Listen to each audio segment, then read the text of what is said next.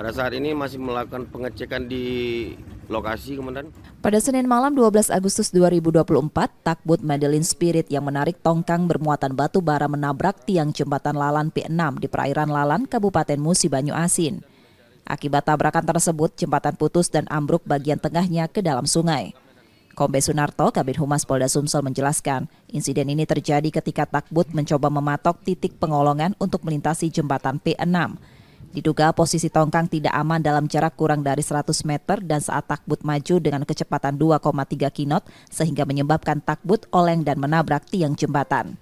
Akibat kejadian ini, 5 warga hilang dan 2 lain terluka karena saat kejadian ada sejumlah warga yang melakukan aktivitas memancing di atas jembatan.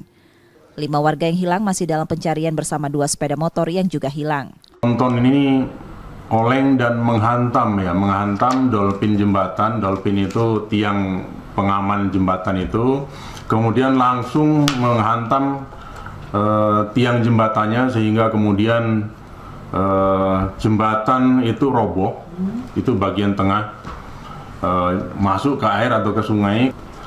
Yang terjadi kemudian adalah informasi adanya masyarakat yang sedang melintas ataupun memancing di situ.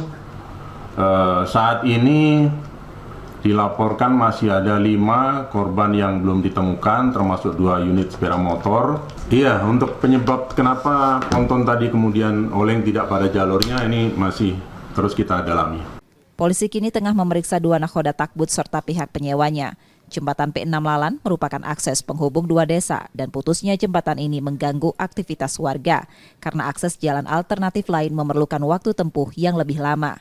Reski Oktora, Muklas Diferensial, Kompas TV, Palembang, Sumatera Selatan.